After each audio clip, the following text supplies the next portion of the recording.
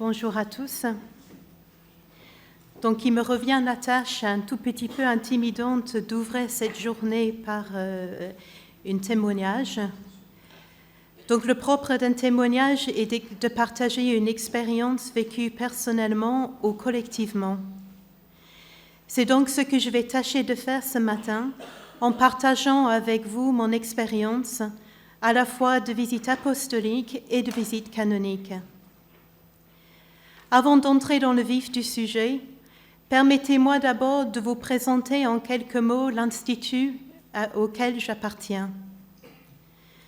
La congrégation des Bénédictines du Sacré-Cœur de Montmartre a été fondée par Adèle Garnier en religion Mère Marie de Saint-Pierre, dont le procès de béatification est ouvert. Elle a entendu l'appel de Dieu à fonder une congrégation de sœurs adoratrices et servantes, comme elle le disait elle-même, à la basilique du Sacré-Cœur de Montmartre, alors que celle-ci était tout juste en train de sortir de terre. La congrégation a été reconnue le 4 mars 1898. Elle est de droit pontifical, à vœu simple, et compte actuellement 95 membres repartis sur 9 prieurés à travers la France. Nos constitutions définissent notre vie de la manière suivante.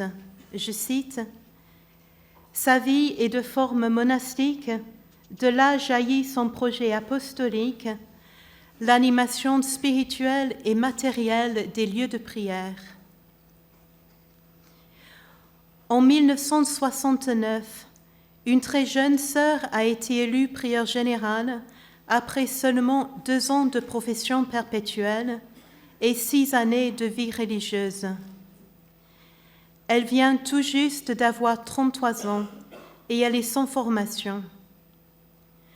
En 1966, elle avait déjà été nommée prieure locale et maîtresse des novices, alors qu'elle était elle-même encore professe temporaire. Cette nouvelle prieure générale va gouverner la congrégation pendant presque 30 ans de manière officielle, cumulant 5 mandats consécutifs de 6 ans et pendant 43 ans de manière effective. Sans véritable contre-pouvoir, elle va progressivement mettre en place un système d'emprise qui a engendré par la suite de nombreux abus de pouvoir et abus spirituels. Les visites canoniques, pourtant bien prévues par nos constitutions, n'étaient pas effectuées. Les mandats n'étaient pas respectés et la gouvernance locale était quasi inexistante. Tout descendait de la prière générale de manière verticale et les prières locales n'étaient que de simples courroies de transmission. Une crise importante survient en 2004. Cette sœur n'était plus prieure générale, n'ayant pas pu être réélue pour un 6e mandat, mais en réalité, elle a continué à gouverner à travers celle qui avait été élue prieure générale au chapitre de 1998, mais qui n'a pas pu exercer véritablement sa fonction. Une visite apostolique est alors mandatée par le Saint-Siège. J'ai souvenir à l'époque d'avoir été informée de cette visite qui a été présentée comme une menace dont il fallait se protéger. On disait que les nombreuses vocations dont la congrégation bénéficiait à l'époque rendaient les autres jaloux et que l'Église ne comprenait pas, ne pouvait pas comprendre. Un visiteur apostolique a été nommé, mais il ne rencontrera qu'un tout petit nombre de sœurs, principalement le conseil général et les prieurs. Personnellement, je ne l'ai jamais vu. Il n'a pas visité nos différentes prieurés et tout a été bouclé en très peu de temps. Aujourd'hui, avec le recul et avec les éléments dont je dispose dans les archives, il semblerait qu'il n'a pas été totalement libre pour mener cette visite comme il aurait voulu ou comme il aurait dû. J'aimerais souligner à ce stade l'importance du choix des visiteurs pour un institut qui est en difficulté. Dans notre cas, celui qui avait été choisi a fait la visite seul et n'avait vraisemblablement pas l'impartialité nécessaire pour pouvoir mener à bien sa tâche. On peut faire l'hypothèse aujourd'hui qu'il s'est trouvé dans un conflit de loyauté qui ne lui a pas permis d'aller jusqu'au bout de son travail, ni d'appliquer les mesures qui auraient été nécessaires.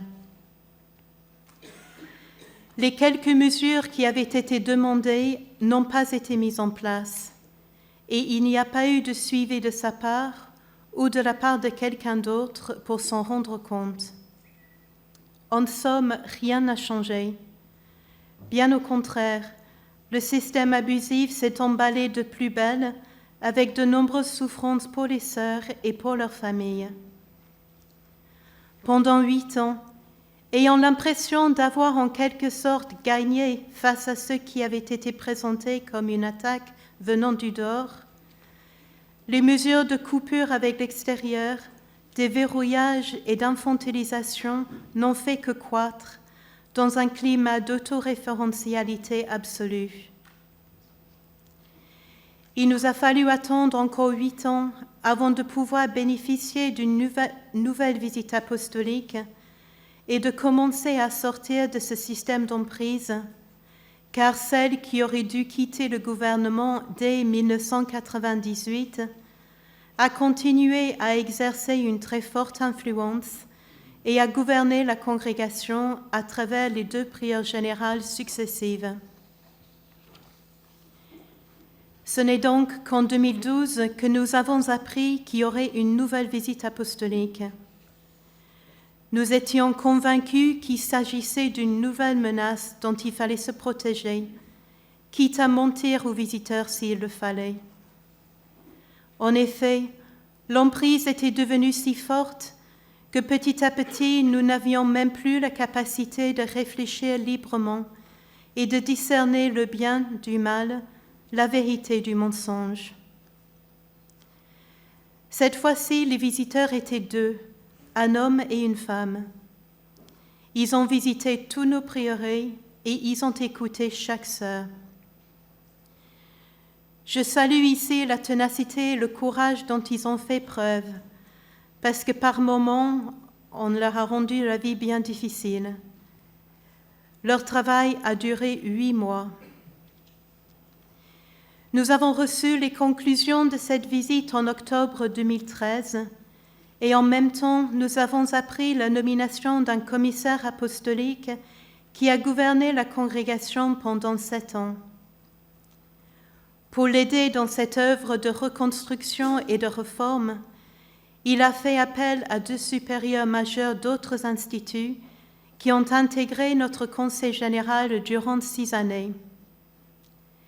Ces différents regards extérieurs ont été très enrichissants pour notre reconstruction. Je voudrais souligner ici le contraste saisissant entre la visite non aboutie en 2004, où il n'y a pas eu de suivi par la suite, et cette visite de 2013 qui nous a permis enfin de commencer à nous libérer de cette emprise et de nous reconstruire. Le gouvernement en place au moment de la visite a été démis et des mesures d'éloignement de la congrégation ont été mises en place pour quelques sœurs, dont celle qui avait édifié progressivement le système d'emprise. Elle décédera en dehors de la congrégation en novembre 2016. Nous avons pu vivre un chapitre général en octobre 2020 où j'ai été élue prieure générale succédant au commissaire apostolique. J'ai pu bénéficier de son soutien et de ses conseils pendant 2 années encore en tant qu'assistant apostolique. J'ai conscience aujourd'hui à quel point nous avons été soutenus et assistés par l'Église ces dernières années et nous en sommes profondément reconnaissantes. Le travail de visiteur ou de commissaire apostolique est extrêmement difficile, délicat et très souvent ingrat. celui ou celle qui est envoyé se trouve dans une situation de crise avec toute la souffrance que cela suppose. Je ne peux pas m'empêcher aujourd'hui de regretter que les instances de vérification, de veille et de contrôle que le droit canonique prévoit n'aient pas été mises en œuvre pendant de si longues années et que la formation reçue alors n'a été que purement théologique, philosophique et dogmatique. Si nous avions eu à l'époque les éléments de connaissance en droit canonique et en sciences humaines que nous avons aujourd'hui, l'histoire aurait pu se dérouler tout autrement. Je me permets d'insister aujourd'hui sur l'importance de la formation dans nos instituts, non seulement la formation initiale, mais également la formation continue, avec une vraie ouverture vers l'extérieur, vers d'autres traditions, courants de spiritualité et instituts. Notre expérience de ces dernières années nous a montré combien cela est enrichissant et stimulant et contribue à la lutte contre l'autoréférentialité. L'expérience malheureuse d'une visite apostolique non aboutie et des conséquences néfastes que cela a engendrées a forcément marqué ma propre manière d'effectuer aujourd'hui les visites canoniques. Selon notre droit propre, je cite, « La prière générale ou exceptionnellement une religieuse déléguée par elle a le devoir de faire au moins une fois tous les 3 ans la visite canonique de chaque prieuré. » Fin de citation. J'ai donc effectué la première série de visites de tous nos prieurés entre 2020 et 2023, assistée par une conseillère générale. Bien que nos constitutions n'excluent pas la possibilité de faire seules les visites, j'ai voulu les faire à 2 pour bénéficier d'un autre regard. J'ai expérimenté ces dernières années à quel point on est plus efficace à 2, surtout en ce qui concerne l'écoute. Il est inévitable qu'au bout de plusieurs heures d'écoute dans une journée, on ne saisisse pas tout. Le fait de reprendre un entretien avec la co-visitatrice enrichit et éclaire ce qu'on a pu entendre personnellement. La complémentarité des 2 visiteurs rend plus fructueuse la conduite des entretiens et la rédaction de la charte en fin de visite. Cela aide aussi à déjouer tout risque éventuel de piège relationnel. La préparation et l'exécution de ces visites ont été pour moi une priorité, et j'ai voulu y consacrer le temps qu'il fallait, prenant souvent 1 semaine pour une communauté de 8 sœurs. Ce temps plus long m'a permis de vivre au rythme de la communauté, d'être présente dans des différentes missions apostoliques et de rencontrer, le plus souvent de manière informelle, ceux et celles qui côtoient mes sœurs dans leur quotidien. Cela permet en quelque sorte de prendre la température de la communauté, si j'ose dire, et de percevoir les différents enjeux. En ce qui concerne le suivi après la visite, lors du chapitre général de 2020, nous avons voulu ajouter dans nos constitutions le fait qu'après 6 mois, la prieure locale fera un point d'étape sur la mise en place des mesures qui ont pu être demandées lors de la visite canonique. Je cite encore nos constitutions. La prieure générale rédige une charte et la remet à la communauté. Après 6 mois, la prieure locale enverra à la prieure générale un rapport sur l'application de cette charte. Fin de citation. Le fait de préciser que je dois rédiger une charte à la fin de chaque visite garantit qu'il reste une trace écrite dans la communauté des demandes, suggestions ou propositions d'ajustement laissées à l'issue de la visite. J'essaie de faire en sorte que ce document ne soit pas une simple liste de préconisations, mais un texte qui lie à la fois le spirituel et des mesures concrètes à mettre en œuvre. Comme le disent nos constitutions citées plus haut, nous essayons de tout faire pour que la visite soit source d'élan nouveau pour la communauté. Les expériences douloureuses du passé ont fait que les sœurs avaient une certaine appréhension, voire peur, au début de ces visites canoniques. En privilégiant un moment de convivialité et de détente avec la communauté à la veille de la visite, j'ai essayé de dédramatiser la chose, si je peux dire, et faire en sorte que ces visites soient un moment de grâce et même de joie. Il est en effet très important de normaliser ces visites qui peuvent vraiment être vécues comme une visitation au sens biblique du terme. Je ne sais pas si vous avez remarqué, mais notre journée liturgique est encadrée de 2 visites. Dans le Benedictus, c'est Dieu qui visite son peuple en vue de leur salut, tandis que le Magnificat du soir est le chant d'action de grâce de Marie en visite à sa cousine Élisabeth. Il serait bon petit à petit d'entrer dans une culture de la visite qui ne doit jamais être contre, mais toujours pour.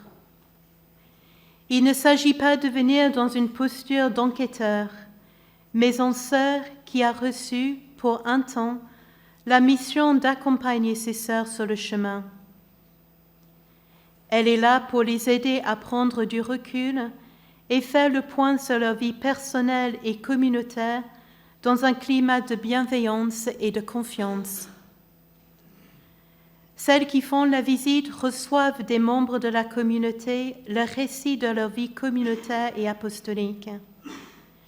Elles n'arrivent pas comme des sachants, mais dans une attitude d'ouverture qui favorise l'écoute des membres de la communauté et de l'Esprit Saint. Elles doivent ensuite regrouper les différents récits pour trouver, toujours avec l'aide de l'Esprit Saint, le fil délicat et précieux de la vie de la communauté. J'aime parfois utiliser l'image d'un instrument de musique pour expliquer le but d'une visite canonique. Il ne s'agit non pas de réparer l'instrument, car il n'est pas cassé, ce qui peut être en revanche le cas dans le cadre d'une visite apostolique, mais plutôt de réaccorder l'instrument. Imaginons un instant l'orgue de la chapelle. Il y a peut-être des pièces légèrement usées ou grippées qui ont besoin d'un peu d'huile. Il y a peut-être aussi quelques touches qui collent ou qui sonnent faux. Comment pourrions-nous réfléchir ensemble et apporter les réajustements qui s'imposent pour que ce magnifique orgue retrouve tout son éclat et joue harmonieusement avec toute sa puissance? Cela n'enlève en rien, bien sûr, l'exigence de dénoncer d'éventuels dysfonctionnements pour que la visite canonique joue pleinement son rôle de vigilance et de veille. L'échange communautaire sur la charte de visite, puis sa lecture fréquente à l'avenir, favorise un ajustage mutuel et la mise en place des modifications demandées pour une plus belle harmonie dans la vie communautaire et une plus grande fécondité dans la mission. Chaque visite marque un nouveau départ pour la communauté et pour chacun des membres. Pour ma 2e série de visites qui vont commencer à partir de mai cette année, j'ai souhaité, avec l'accord du Conseil général, les effectuer avec une personne d'un autre institut pour avoir un regard extérieur, pour bénéficier d'autres expériences et pour continuer à apprendre. J'aimerais conclure ce temps de témoignage avec une citation de saint Paul tirée de son épître aux Romains. Nous le savons, quand les hommes aiment Dieu, lui-même fait tout contribuer à leur bien, puisqu'ils sont appelés selon le dessein de son amour. Cette phrase m'a toujours habitée au moment des doutes, des peurs et des incompréhensions face à ce qui est arrivé à mon institut. Elle m'a aidée à poser un acte de foi et à croire que la crise traversée par mon institut et tant d'autres sera source de purification et de renouveau, à condition de nommer et d'assumer le mal qui a été fait et la souffrance que cela a engendré. Le temps de reconstruction peut être long, mais en ces jours durant lesquels nous nous préparons à fêter Pâques, j'aimerais terminer sur une note d'espérance en citant le pape François avec quelques lignes d'une homélie prononcée lors de son voyage apostolique au Canada en juillet 2022. Je le cite. « Le voyage des disciples d'Emmaüs est une image de notre route personnelle et celle de l'Église. Sur le chemin de la vie et de la vie de foi, tandis que nous poursuivons les rêves, les projets, les attentes et les espérances qui habitent notre cœur, nous nous heurtons aussi à nos fragilités et faiblesses. Nous expérimentons défaites et désillusions, et parfois nous restons prisonniers d'un sentiment d'échec qui nous paralyse. L'Évangile nous annonce que, précisément à ce moment-là, nous ne sommes pas seuls.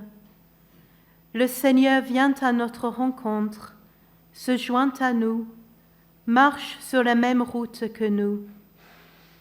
Et quand l'échec laisse place à la rencontre avec le Seigneur, la vie renaît à l'espérance. Je vous remercie.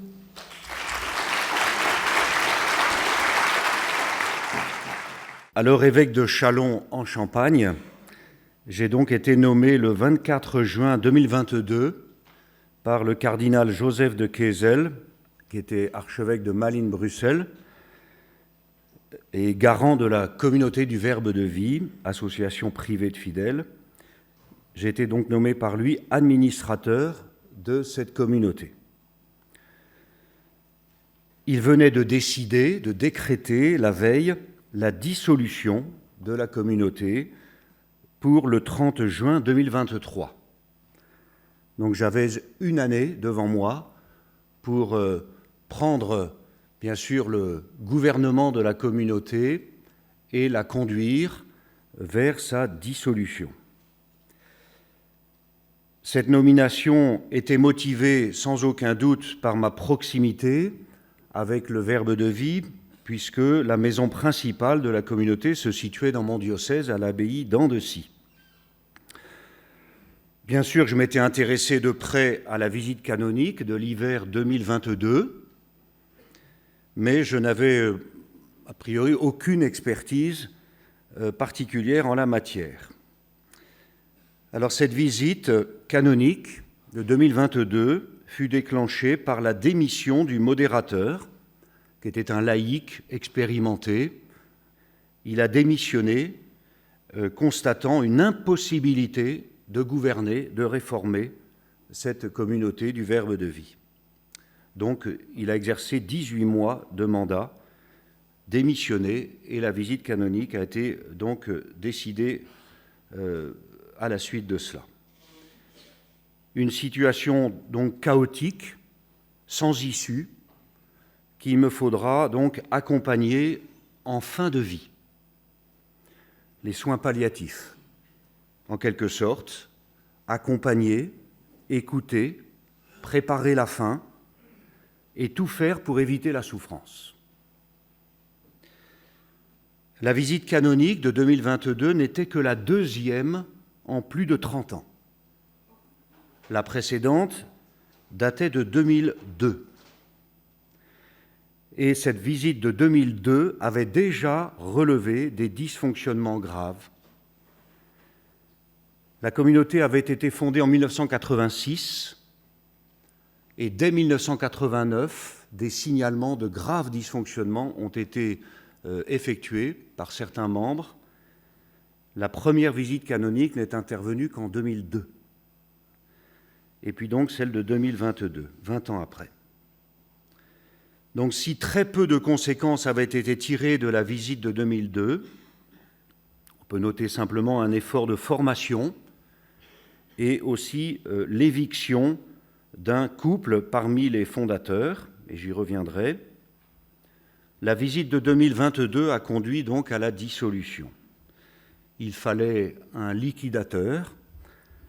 Donc en arrivant dans le Var en décembre dernier, j'ai dû essayer de rassurer les nombreuses communautés présentes dans le diocèse de Fréjus-Toulon en leur disant que je n'en avais pas fait mon métier. Mais il y a quand même du travail à faire là-bas dans le Var. Alors le coup de tonnerre. Le coup de tonnerre, tout s'est effondré pour les membres du Verbe de Vie le 25 juin 2022 à Andecy. Les presque 45 membres résidentiels qui étaient encore là, puisque depuis le début des années 2000, plus de 200 personnes avaient quitté la communauté. Les 45 membres résidentiels qui étaient encore là ont donc entendu en direct l'annonce de la dissolution faite par le père Luc Terlinden, qui était alors vicaire général de Malines-Bruxelles. Il est maintenant archevêque de Malines-Bruxelles depuis le mois de septembre. Pour certains et certaines, ce sont 30 années, quelquefois un peu plus, qui vont se terminer en queue de poisson, en quelques mois. Alors certains sont en colère à cause de cette décision de la dissolution, d'autres sont en colère à cause de l'inaction et du manque d'accompagnement pendant toutes les années qui ont précédé. Manque d'accompagnement de la part de l'Église. D'autres sont soulagés. Et je vous cite cette phrase que je garde scellée dans ma mémoire, je pense jusqu'à la fin de mes jours. « Monseigneur, voilà 22 ans que je suis dans la communauté. Aujourd'hui, c'est la fin de mon cauchemar. » Beaucoup de tristesse, beaucoup d'incompréhension, une grande angoisse pour l'avenir. Et ce même jour, le 25 juin 2022, je vais donc passer 8 heures à écouter chacun et chacune. Je recueille les premières larmes, les premières révélations d'agression sexuelle, et je sors de là complètement lessivé. D'autant que les 3 à 4 personnalités qualifiées de toxiques ne se privent pas de me reprocher cette décision qui n'est pourtant pas la mienne. Je suis là, moi, pour aider, pour accompagner, pour rendre service. Donc l'écoute et l'accompagnement des personnes, ce sera ma priorité pendant ces 12 mois. Mise en place de l'accompagnement psychologique hebdomadaire, obligatoire pour chacun pendant tout l'été 2022. Nous avons réussi à mobiliser une vingtaine de psychologues qui ont écouté, accompagné les 45 personnes pendant tout l'été. Vérification aussi que chacun bénéficie d'un accompagnement spirituel en dehors de la communauté. Des heures au téléphone, et même pendant les petites vacances que j'avais réussi à préserver à peu près. Et pendant une année, j'estime à peu près à la moitié de mon temps passé au Verbe de Vie, et donc il ne restait plus qu'une moitié pour le diocèse de Châlons. Je me sens parfois comme un homme sous une avalanche. Que de souffrance. Mon ministère consiste donc à offrir la miséricorde. C'est en tout cas l'esprit que j'ai donné à ma mission d'administrateur pour conduire vers la dissolution.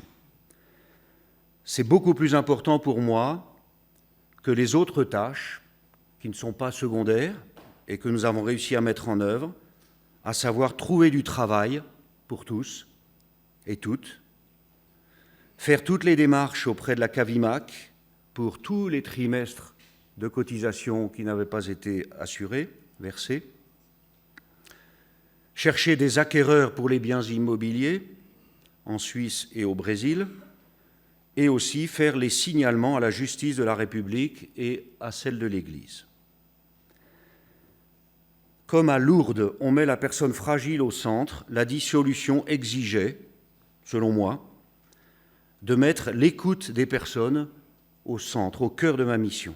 L'accueil, l'écoute, l'accompagnement des personnes victimes d'agressions sexuelles seront aussi, pour moi, une grande leçon de vie. Et je ne suis plus le même. Je peux dire que les simples abus d'autorité,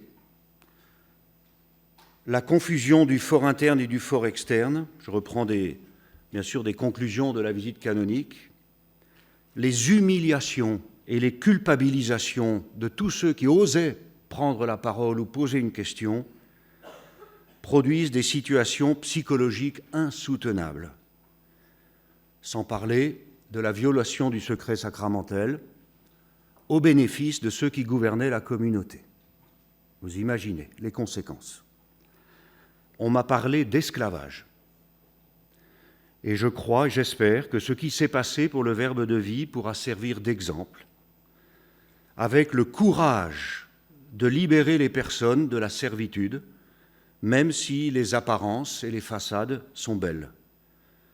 Les visites canoniques doivent donc dépasser la façade, il faut entrer dans la maison, il faut aller de la cave au grenier et en faire sortir les éventuels esclaves qui sont enfermés dans un système. Ça me rappelle quelque chose dans le livre de l'Exode. Je pense que la dimension pascale d'une visite canonique peut être mise en évidence, surtout dans le cas où une dissolution est prononcée. Il y a un vrai ministère de rédemption qui a été le mien. Je l'ai vécu avec eux et pour eux.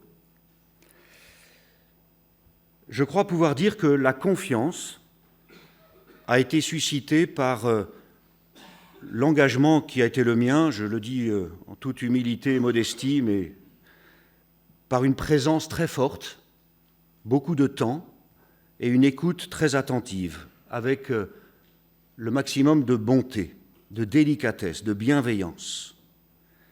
J'ai vraiment appris ce qu'est la miséricorde, j'ai offert ce que j'étais capable de faire, écouter, regarder avec bonté, encourager avec amitié, regarder les choses en face avec réalisme, décider et assumer les décisions. Dans leur détresse, les membres de la communauté avaient besoin d'un référent solide et bienveillant pour les rassurer, pour les accompagner, pour apaiser les angoisses. Nous étions très peu dans le rapport hiérarchique, mais plutôt dans le registre de l'amitié et de la fraternité. En effet, pour eux, c'était la double, voire la triple peine. Les souffrances en communauté, la fin de leur projet vocationnel et une sorte d'abandon de l'Église. Il fallait donc que l'Église soit là pour assumer ses propres défaillances dans l'accompagnement et la vigilance, et que l'Église soit là pour réparer elle-même les dommages. Troisième point, le dispositif de dissolution. Donc en plus de l'accompagnement des personnes, j'ai mis en place tout un dispositif avec des collaborateurs, psychologues, experts comptables et administrateurs, canonistes, juristes. Et je les remercie du fond du cœur devant vous pour ce formidable travail d'équipe. Tout seul, je ne serais arrivé à rien. Nous avons accompagné la communauté dans sa réalité canonique, bien sûr, mais aussi dans sa réalité civile. Et les 4 associations qu'il fallait aussi accompagner vers leur dissolution, une association française, une association belge, une autre en Suisse et une autre au Brésil. Il y a le réseau Véro, la commission de reconnaissance et de réparation, les services juridiques de la CAVIMAC qui ont été aussi d'une grande aide. Nous avons pu accompagner chaque membre, et anciens membres aussi, dans la reconstitution de leur carrière cultuelle, pour rattraper, bien sûr, tous les trimestres non cotisés. Nous avons aidé à chercher, à trouver du travail ou une nouvelle orientation au service de l'Église. Et nous avons pu offrir à chaque départ, grâce à la gestion très précise de notre budget et de notre trésorerie, à chaque départ un pécule égal à 3 mois de SMIC. Personne, c'était ma petite formule, Nous n'avons laissé personne tout seul sur le quai de la gare avec sa valise en carton. Nous avons financé des bilans de compétences, des consultations psychologiques et des formations. Nous avons pu vendre l'immobilier en Suisse et au Brésil. Au Brésil, c'est encore en cours. Les dernières mensualités arriveront encore pendant les 12 prochains mois. Je continue d'accompagner l'entité Verbe de Vie, même si je ne suis plus administrateur depuis la fin du mois de juin. Donc nous allons pouvoir attribuer aux anciens communautaires, particulièrement lésés par la vie de la communauté, une partie de ces fonds, après avoir procédé à un calcul très savant selon des critères et des coefficients. Donc tout sera soldé et la mission sera accomplie. Pour terminer, je retiens dans mon cœur, dans mon esprit et dans mon expérience pastorale aussi pour aujourd'hui et pour demain, les paroles très très fortes, bouleversantes, émouvantes des personnes victimes d'agressions sexuelles. Vous savez que dans le cadre du Verbe de Vie, elles ont toutes été victimes du même prêtre qui n'était pas membre du Verbe de Vie, mais qui était le confesseur et conseiller spirituel obligatoire de tout le monde et qui reproduisait les mêmes gestes sur tout le monde. Donc, je retiens les paroles très fortes de ces victimes d'agressions sexuelles. Il y a quelques jours, à la CRR, lors d'une soirée mémorielle, et bien sûr, lors de tous les entretiens que j'ai pu avoir avec chacun et chacune. Et j'entends encore ces mots que je vais vous partager, entendus sur le parvis de la basilique de Notre-Dame de l'Épine, dans le diocèse de Châlons. C'était le jour de la Pentecôte 2023. J'avais voulu un grand week-end de clôture de la communauté pour rendre grâce, d'une part, parce qu'il y a des très belles choses, belles conversions qui se sont passées dans ce cadre-là, pour demander pardon et aussi pour repartir vers une nouvelle étape de la mission. Donc ce jour-là, sur le parvis de la basilique, après avoir marché depuis la cathédrale de Châlons, un couple très engagé dans la communauté et victime en couple d'une agression sexuelle par le même prêtre dont je parlais il y a un instant, en se relevant, puisque nous étions tous à genoux sur le parvis pour la déclaration de la reconnaissance publique du mal qui avait été fait, la demande de pardon, en se relevant, ils viennent me trouver et me disent « Merci Monseigneur, on va pouvoir revivre ». Donc il reste maintenant à la justice à se prononcer sur les coupables de tous ces malheurs. Parmi eux, un couple, parmi les fondateurs, exclu en 2003, qui a fondé au Brésil une communauté copier-coller, d'où j'ai reçu des appels au secours de membres réduits en esclavage. C'est le terme aussi qui est employé. Sachez donc qu'avec le cardinal de Kesel et maintenant Monseigneur Terlinden, nous avons averti le Saint-Siège, les évêques brésiliens, les évêques portugais, puisque la communauté vient de s'installer au Portugal, maintenant les évêques italiens, puisqu'ils viennent de s'installer en Italie. Nous avons averti du danger que représente cette communauté à l'apparence toute formidable. Ce sont les semences du Verbe. La fin de vie du Verbe de vie va donc produire, je le crois, des fruits de vie pour toute l'Église. C'est la conséquence d'une visite canonique décisive et dont la préconisation majeure a été mise en œuvre par toute l'équipe qui m'a entouré. Ce que je retiens, c'est donc ce ministère de rédemption, ce ministère de renouveau, de renaissance pour tous les membres qui ont dû la quitter, mais aussi un message adressé à toute l'Église pour une vigilance extrême, parce que nous devons accompagner, protéger toutes les personnes qui veulent sincèrement donner leur vie au service du Seigneur et pour l'annonce de l'Évangile. Merci beaucoup. Comment détecter des mécanismes psychologiques dysfonctionnels, voilà, dans un groupe, dans une communauté? Évidemment, c'est défi que je me sens incapable d'honorer. Donc je vais essayer simplement, dans cet exposé qui sera partiel et incomplet, mais en tout cas de dégager un certain nombre d'axes et de points d'intention. Et je vous propose un peu en parcours en 4 étapes. En l'occurrence, pour mon propos, je m'appuierai donc sur mon expérience de psy, coach superviseur, qui exerce à la fois dans le monde profane, dans le monde civil, et je réalise aussi des accompagnements dans le monde religieux. Dans le monde civil, notamment, je suis amené, par mes fonctions actuelles des hôpitaux de Paris, à accompagner un certain nombre de services hospitaliers, de services médicaux, dans lequel, finalement, il peut y avoir, d'une certaine façon, des problématiques assez proches et qui me mettent un peu en situation de visiteur, d'accompagner des services qui vont bien, mais parfois aussi des services qui ne vont pas bien, et pour des raisons dans lesquelles il peut y avoir eu des choses qui peuvent avoir alerté. Voilà. Et puis, dans le monde religieux, où je réalise des accompagnements individuels de religieux, de prêtres, mais aussi de communautés. Voilà un petit peu pour vous situer d'où part un petit peu ce propos que je vais vous partager. Donc, première étape, pour nous approcher en fait du contenu que porte cette question, comment détecter des mécanismes psychologiques, en l'occurrence dysfonctionnels, lors d'une visite. D'abord, c'est que détecter des mécanismes psychologiques dysfonctionnels, c'est, première étape, extrêmement difficile. Voilà, je le pose, c'est quelque chose de très très difficile, y compris pour des professionnels de la relation d'aide.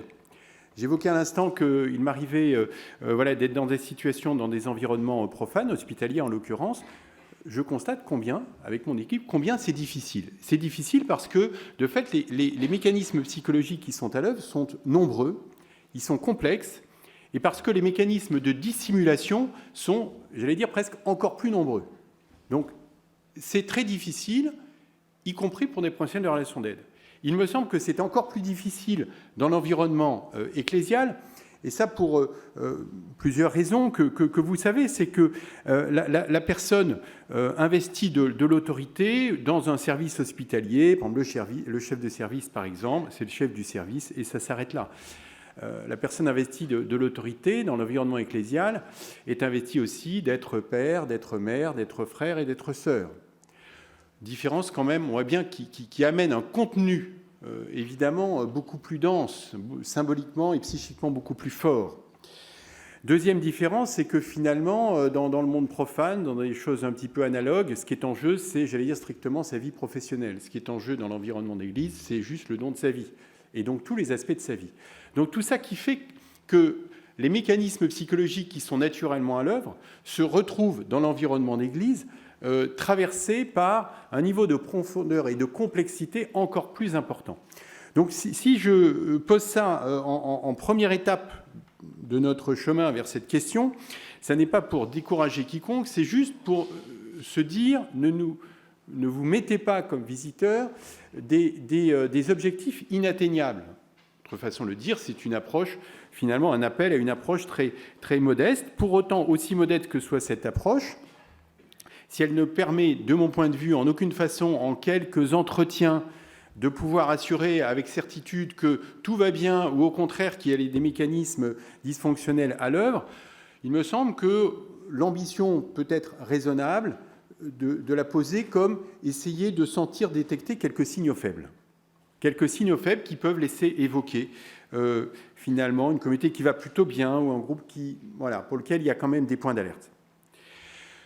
Deuxième étape de notre chemin vers cette question, on parle de détecter des mécanismes psychologiques, mais de quoi est-ce que l'on parle ? Quels sont ces mécanismes psychologiques ? Alors évidemment, ce n'est ni le lieu ni la durée pour approfondir tous les mécanismes psychologiques exhaustivement. J'aimerais juste en mentionner 5, sans rentrer trop dans le détail, mais juste pour essayer d'illustrer en fait de quoi est-ce que l'on parle.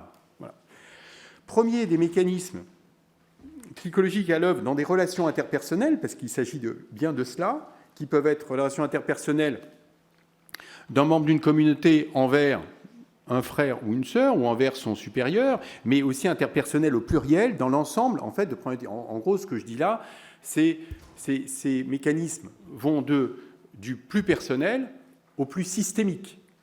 Il y a tout cet écosystème de qu'est-ce qui se passe à un niveau individuel jusqu'à qu'est-ce qui se passe à un niveau systémique. Donc je vais mentionner 5 mécanismes ce n'est pas exhaustif, mais qui sont les principaux. Premier mécanisme, c'est le mécanisme de transfert. Ce mot, vous l'avez peut-être entendu parler, évidemment, c'est le monde psychanalytique qui a vraiment mis à l'honneur ce transfert. C'est quoi le transfert? C'est la répétition actualisée de comportements, de désirs, de sentiments ou d'émotions qu'une personne a vécu dans le passé, et ce qu'elle a vécu va se répéter dans la relation qu'elle a avec un interlocuteur. C'est ce qui s'appelle le transfert. Exemple, très clairement, un novice a de bonnes chances de mettre en place un transfert paternel, par exemple, vis-à-vis de son maître des novices ou sa maîtresse des novices. Ce n'est pas forcément lié au genre. Donc, le transfert, c'est la répétition de quelque chose de mon passé qui se rejoue, que je rejoue dans la relation avec un interlocuteur. Donc, évidemment, dans une relation d'accompagnement type psy ou coaching, eh bien, on est très attentif à ça parce que c'est très informatif sur le travail que la personne est en train de faire. C'est un outil de travail. Mais en même temps, ça n'existe pas que dans une relation d'accompagnement. Ça existe en réalité dans toute relation. En réponse à ce transfert, deuxième mécanisme, toujours à l'œuvre, le contre-transfert. Le contre-transfert, ça va être quoi? Ça va être la façon dont celui qui est l'objet de ce transfert va réagir, là aussi, en projetant des émotions, des sentiments, des pensées, des désirs issus de sa propre histoire. Ça veut dire, si je reprends cet exemple de ce novice qui va transférer, par exemple, quelque chose de paternel envers son maître des novices, le maître des novices lui-même va être soumis à un contre-transfert. C'est-à-dire qu'il va avoir à gérer ses émotions, son affectivité, par rapport à ce que, justement, la projection qui aura été faite par son novice. Je vous ai perdu là déjà ou pas? Non? Ok, merci. Non, mais des fois, entre transfert et contre-transfert, on ne sait plus où on en est, donc c'est très bien. À ce stade, je précise, je le redirai, mais j'insiste là-dessus, et pardon par avance si c'est trop insistant, mais s'imaginez que le transfert et le contre-transfert, c'est fait pour finalement des gens qui ont des problèmes, ou pour des gens qui ne savent pas bien gérer leurs émotions, franchement, ils se trompent complètement. Le transfert et le contre-transfert sont des mécanismes, j'allais dire physiologiques, psychiques, physiologiques, naturels, normaux, auxquels nul ne peut échapper. Si maintenant vous vous dites, oui, mais quand même, moi je suis abbé, je suis abbesse, je suis évêque, je suis prieur, je suis supérieur, etc., j'ai un peu de la bouteille, tout ça, bon. Donc du coup, tout ça, moi je gère. En fait, c'est encore pire. C'est encore pire. Parce que quand on est porteur d'autorité, on est l'objet de transferts encore plus intenses. Encore plus intenses. Et donc de contre-transferts encore plus intenses. Donc ça, c'est juste pour mettre tout le monde tout à fait à l'aise. Voilà. Troisième élément, troisième mécanisme, là aussi, toujours à l'œuvre, dans des relations interpersonnelles, ce sont les mécanismes, et dans les groupes, les mécanismes de défense. C'est quoi, mécanisme de défense? Eh bien, c'est un processus qui est inconscient, qui est automatique, finalement, que je vais mettre en œuvre pour atténuer des tensions, pour protéger mon intégrité psychique. Et donc, heureusement qu'on a des défenses. C'est un mécanisme, encore une fois, qui est sain et saïen, qui est nécessaire pour qu'on puisse faire face à des tensions, des agressions, qui peuvent être externes, donc des relations toxiques, des événements difficiles, des choses liées à l'environnement, mais ça peut être aussi pour me protéger de mes propres pulsions, de mes propres désirs que, justement, peut-être je ne veux pas voir.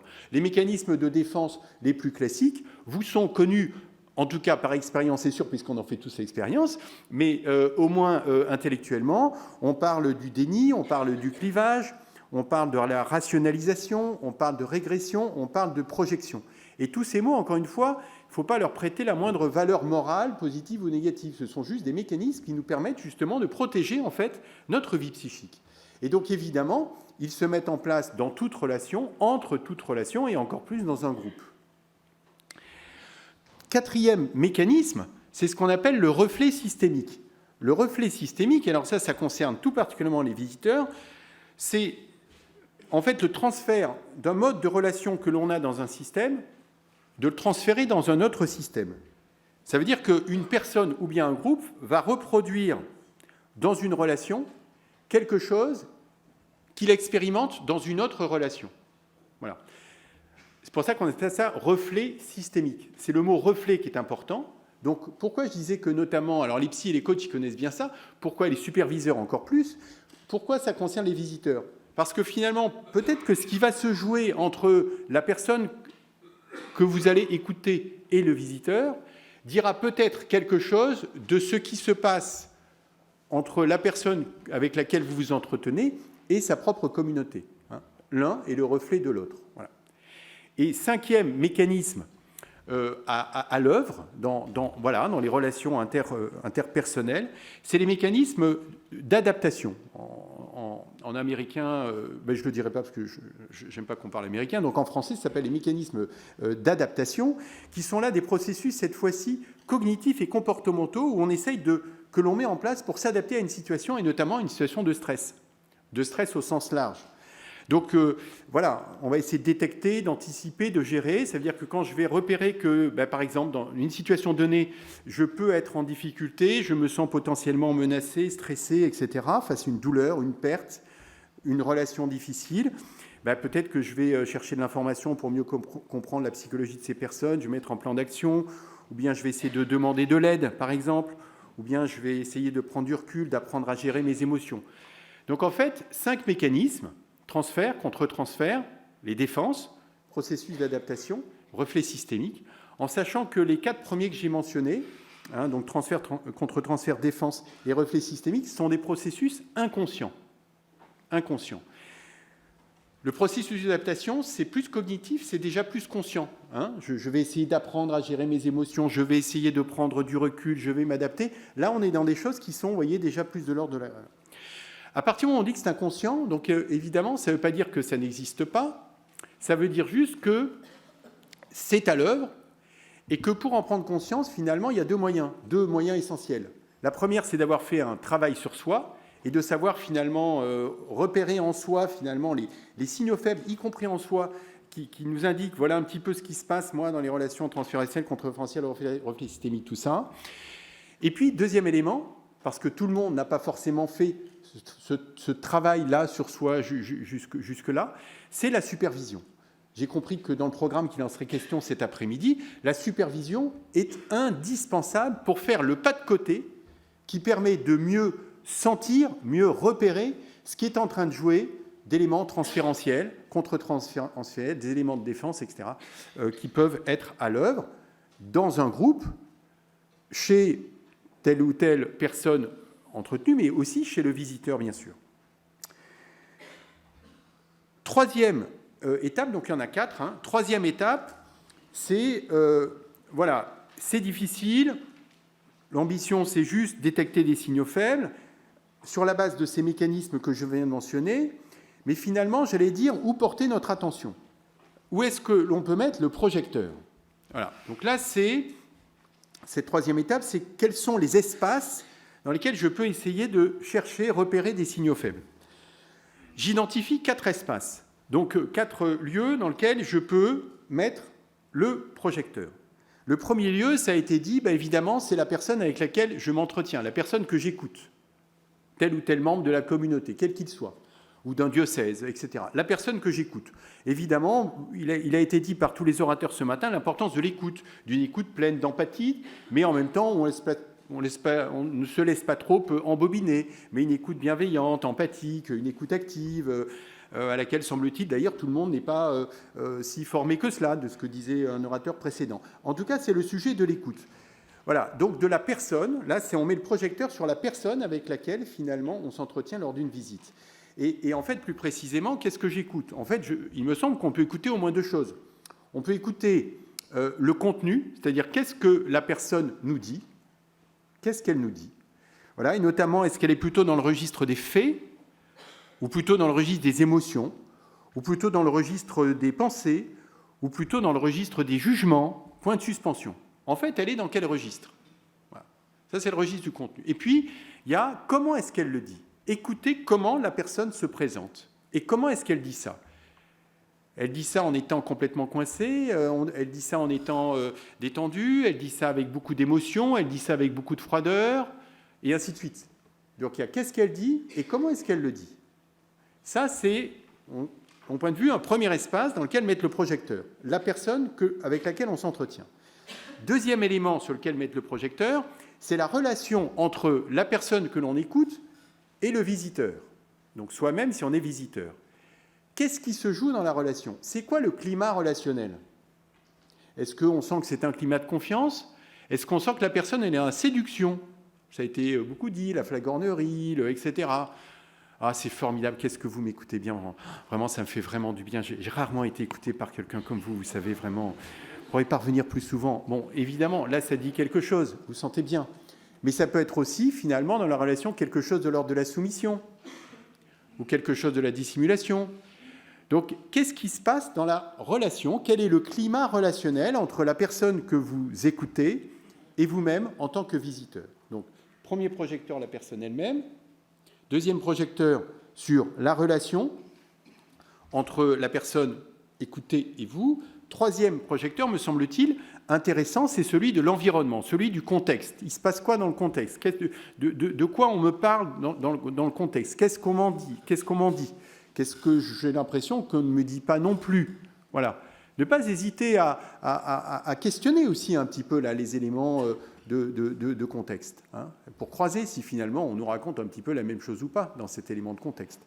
Et puis, je termine par le quatrième espace vers lequel tourner le projecteur, qui pour moi est un espace absolument essentiel, c'est vous-même comme visiteur. Quand vous écoutez, qu'est-ce qui se passe en vous? Qu'est-ce que ça suscite en vous? Qu'est-ce que ça suscite comme émotion? Qu'est-ce que ça suscite comme sensation physique? Il y a des gens, on les écoute, tout de suite, on sent des crispations physiques. Ça ne veut pas dire qu'ils me crispent seulement. Ça veut peut-être dire aussi quelque chose de ce qui se joue dans la relation et de ce qui peut être dit ou qui n'est pas dit. Quelles sont les pensées, les jugements, les appréciations qui me viennent quand j'écoute cette personne? Quelles impressions je peux avoir? Les personnes, on les écoute, à la fin, on les écoute un quart d'heure, on est épuisé, alors qu'il y a d'autres personnes, on les écoute pendant 1 heure et il ne se passe rien. Donc, en fait, j'attire juste votre attention sur cet élément essentiel de vous écouter. Hein, de vous écouter pendant que vous écoutez.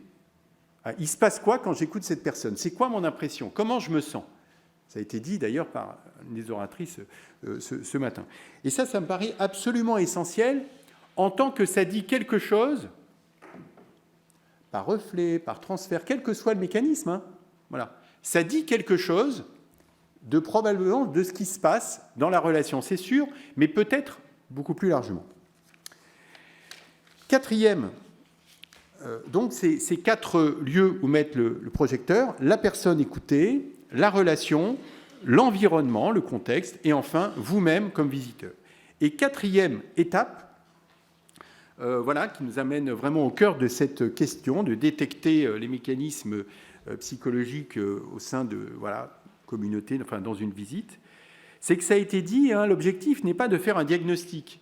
L'objectif n'est pas de pouvoir affirmer avec certitude que oui, il y a des mécanismes dysfonctionnels ou non, il n'y en a pas. On voit qu'on n'est pas là-dedans. Encore une fois, c'est trop complexe pour qu'en quelques entretiens et une visite, ce soit possible. Et 2, ça a été dit ce matin, ça n'est pas l'intention. L'intention, en tout cas, visite apostolique peut être un peu différente, mais sur des visites non apostoliques, c'est d'accompagner. Voilà. Donc, il ne s'agit pas de se dire, de se mettre la pression, de dire je suis là pour repérer tout, etc. En revanche, il s'agit de repérer des signaux faibles. Des signaux faibles de quoi? Des signaux faibles que finalement, dans un groupe, je parlais des services hospitaliers, dans une communauté, dans un diocèse, finalement, qu'il y ait des différends, qu'il y ait des désaccords, qu'il y ait des conflits, qu'il y ait des réactions émotionnelles, qu'il y ait des tensions. Tout ceci est inévitable et tout ceci est normal. En revanche, les signaux faibles sont là pour nous alerter sur le fait que toutes ces réalités incontournables peuvent amener à des situations qui sont des situations dysfonctionnelles et peut-être, pourquoi pas, abusives. Voilà. J'ajoute juste, avant de mentionner quelques signaux faibles, que les origines sont multiples. C'est-à-dire, les mécanismes sont naturels. Qu'est-ce qui fait qu'on passe de mécanismes que je mentionnais tout à l'heure, naturels, à quelque chose qui devient dysfonctionnel? Les origines sont multiples. Ça peut être, évidemment, ça a été dit, des personnalités pathologiques. On a dit personnalité toxique, je préfère plus largement personnalité pathologique. Mais pas seulement. Ça peut être aussi une ou des immaturités émotionnelles. immaturité émotionnelle du supérieur ou immaturité émotionnelle au pluriel de l'ensemble des membres ou d'une majorité de membres. Ça peut être aussi un mode de gouvernement totalement inadapté. Ça peut être aussi une disponibilité insuffisante des supérieurs. Quand je dis disponibilité insuffisante, je pense par exemple à disponibilité insuffisante des supérieurs parce que, voilà, je sais pas quoi, un supérieur peut être dans une addiction, voilà, qui le ronge, qui le bouffe, qui le... Voilà. Parce qu'il peut être dans une telle surcharge de travail que là aussi il manque de disponibilité, pas simplement en temps, mais en charge mentale, en disponibilité mentale. Donc, point de suspension, juste pour dire que les origines, les motifs qui nous font basculer dans quelque chose de dysfonctionnel sont multiples. Ce n'est pas simplement une personnalité toxique. Voilà, ça peut l'être, mais pas seulement. Pour terminer donc ce quatrième point, quelques signaux faibles. Voilà, ça va faire un peu la liste à l'après-vert. J'en ai relevé un petit peu, voilà, une quinzaine. Je vais juste les mentionner, sauf le premier que je vais détailler un tout petit peu plus. Le premier point, signaux faibles, c'est justement personnalité toxique. Je préfère dire plus largement personnalité pathologique. Alors, encore une fois, dans une visite, ça n'est ni l'intention, ni le cadre, ni le champ de compétences requis pour faire un diagnostic. Ce n'est pas du tout l'objet. En revanche, comme visiteur, on n'est jamais à l'abri d'une bonne nouvelle. Vous pouvez aussi peut-être vous dire, tiens, là, il me semble quand même que la personnalité de tel membre, de telle personne, est une personnalité, sans poser de diagnostic de pathologique, est une personnalité excessive et inadaptée. Je choisis ces deux mots parce que finalement, c'est un ressenti qu'on peut avoir en se disant, mais cette personne, il y a quelque chose d'excessif. Je ne suis pas sûr, encore une fois, que vous puissiez aller tellement plus loin dans une visite avec 1 ou 2 entretiens. En revanche, avoir cette impression qu'il y a quelque chose d'excessif et d'inadapté dans la façon d'être finalement de cette personne, c'est un signal faible. Voilà, vous voyez, je ne vais pas plus loin, ce n'est pas un diagnostic, ce n'est pas un élément de certitude, c'est juste un signal faible, peut-être parmi d'autres. Excessif et inadapté au regard de quoi? Quand on prend la nosographie, la classification des personnalités pathologiques, je vous rassure tout de suite, je vous en fais grâce de tout le détail, mais d'ailleurs non, je vais quand même en mentionner 6, qui sont celles qu'on rencontre le plus souvent. Je vous la fais courte, hein, je vous rassure. Il y a la personnalité qu'on appelle histrionique. La personnalité histrionique, c'est celle, finalement, qu'on va repérer par les excès d'émotion.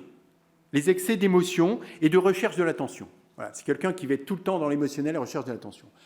Deuxième personnalité pathologique, je suis là dans les classifications officielles, hein, les personnalités obsessionnelles.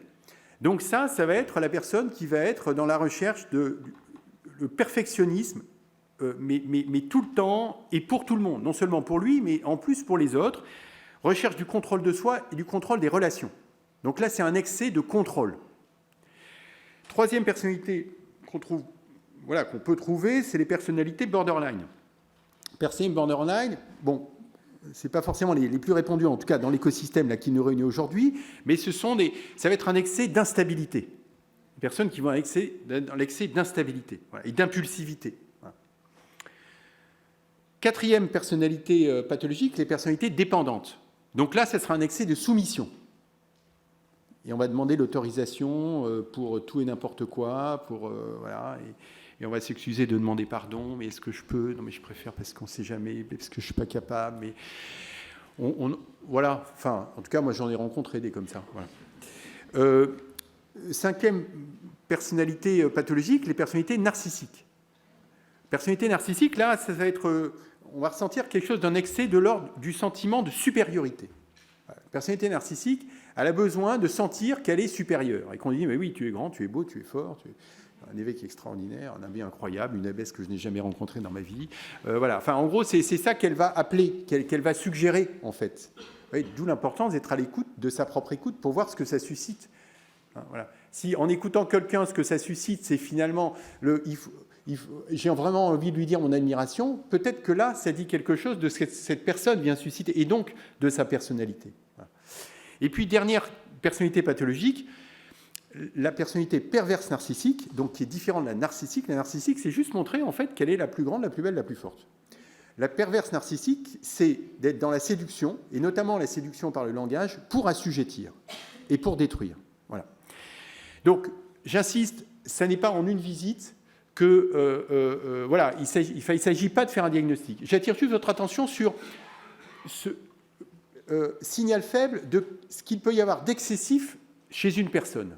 C'est pas plus. Donc, excès d'émotion, excès de contrôle, excès d'instabilité, excès de sentiment de supériorité, excès de soumission ou excès de séduction avec l'assujettissement qui va derrière.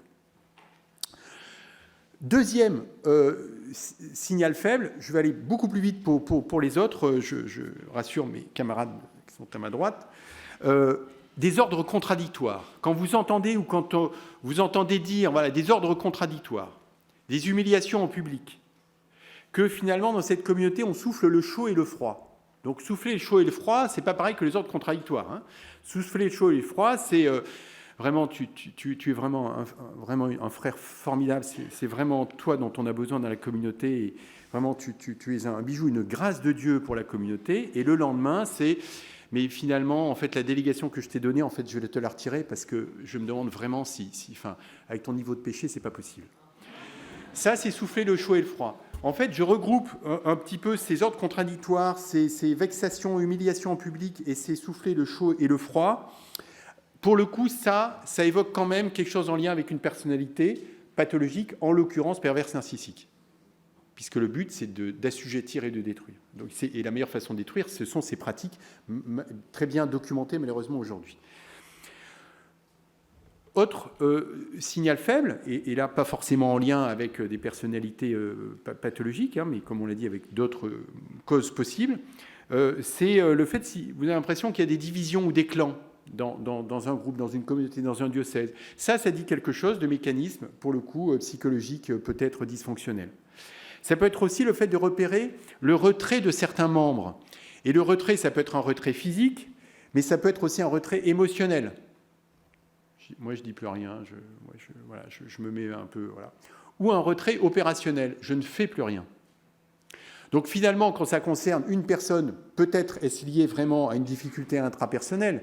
Quand ça concerne plusieurs membres de la communauté, vous pouvez dire que là, il y a quand même quelque chose qui est à l'œuvre, qui n'est quand même pas super fonctionnel. Bon. Un signal faible, qui de mon point de vue est d'assez forte intensité, et ça a été dit déjà par des orateurs précédents, c'est l'interdiction de parler de difficultés à quelqu'un d'extérieur de la communauté. Et ça se voit, ça s'est vu. Enfin, voilà. Non, on peut pas en parler à un accompagnateur spirituel extérieur, on ne peut pas en parler au médecin, on peut encore moins en parler à un psy. Voilà, ça, quand il y a cette interdiction que vous savez ou que vous sentez, c'est un signal faible. Ça peut être aussi des réactions émotionnelles démesurées. Bon, voilà, ça dit peut-être quelque chose, là aussi, peut-être simplement de l'intrapersonnel, mais peut-être aussi plus largement.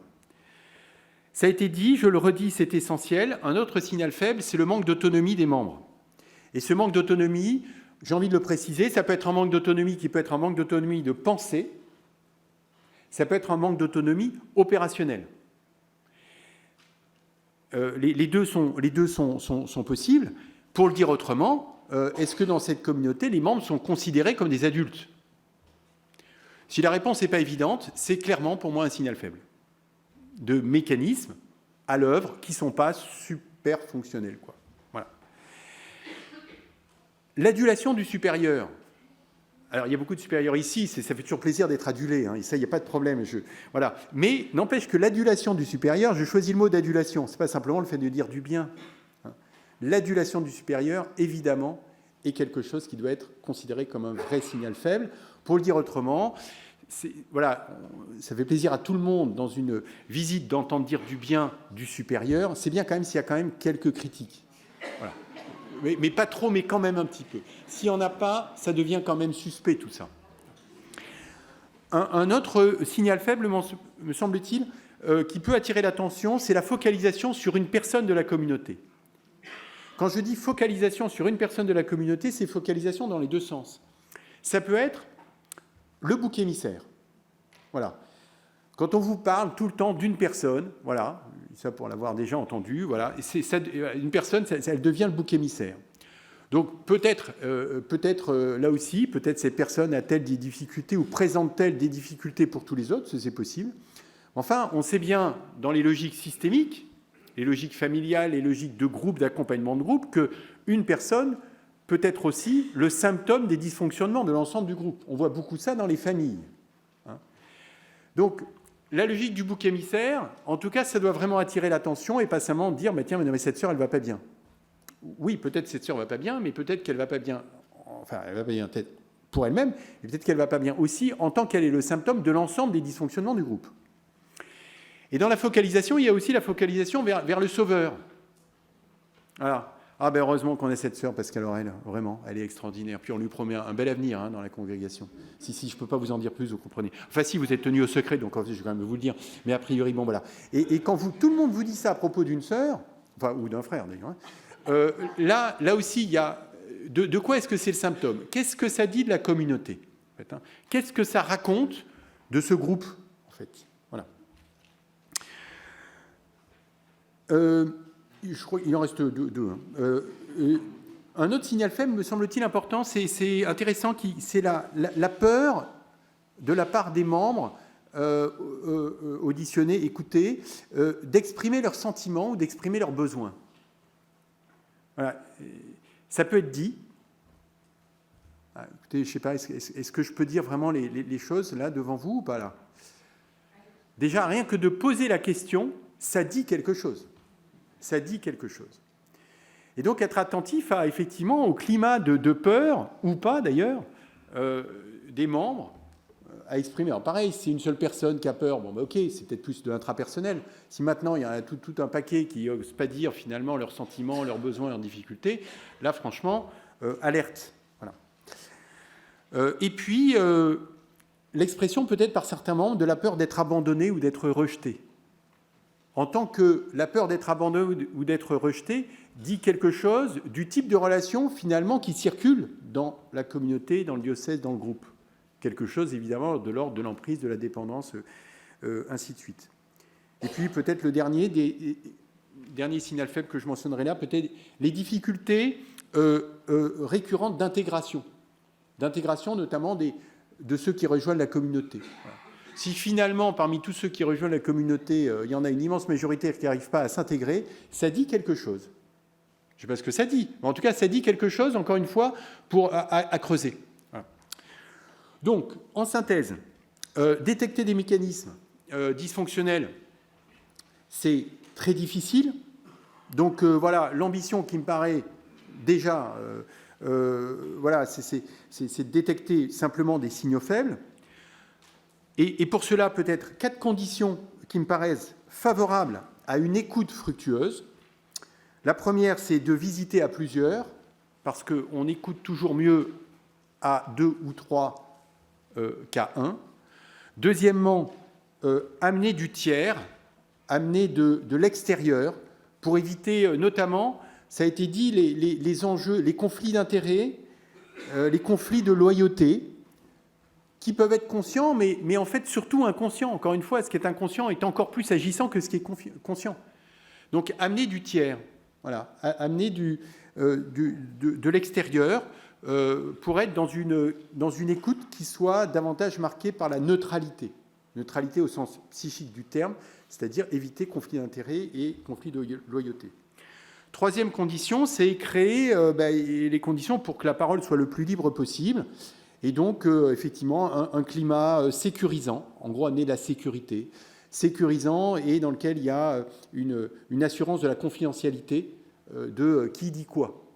Et puis, dernier peut-être point d'attention sur les conditions favorables à une écoute fructueuse, c'est au fond d'être attentif, me semble-t-il, à 3 indicateurs, quelque part.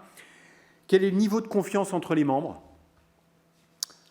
Quel est le niveau d'engagement des membres?